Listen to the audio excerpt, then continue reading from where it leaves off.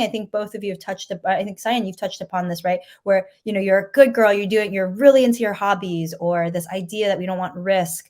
And one of the reasons why Wendy and I really have taken off on this Magu collective is that it's, when we get together, it's all of us have somewhat identified as like, right, that rebel, you're the bad Asian. And we've been cast aside by our families because we're the bad Asians, right? Doing cannabis and all these things, they're bad for you. You're not going to be successful. You're lazy, you're a loser.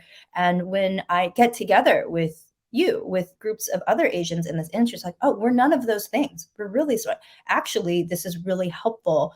And getting together, meeting and having a conversation over food, with cannabis, opening your mind with psilocybin, it just opens up a whole different level of conversation that I've never been able to have with my family, with my parents, and even a level of understanding of intergenerational trauma with my family and parents that I couldn't get. And it wasn't until I started experimenting with all these where it all just sort of, it doesn't solve it. It just really helped. It unfurled it all. And then it made it click. And I was like, oh, I see the puzzle pieces now. I understand it. And so I get to make different choices to try to change how I want to move forward in life, change the script and the way that my parents or my family has been moving, that I have been acting. And I think that's a huge benefit from it. And being able to have these conversations with you, with other women, AAPI women in this space as like aunties, to have these conversations in a way that my parents could never talk. I could never speak to them like this.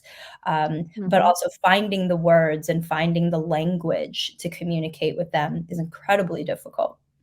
You hit on a really great point there, both of you, is because we don't look like the people they expect to talk about this. And when you're presented with someone who looks like you and has the same background, all of a sudden it's like, wow, you don't look like the stereotype that we've been sold. And so that you guys are making huge strides in the community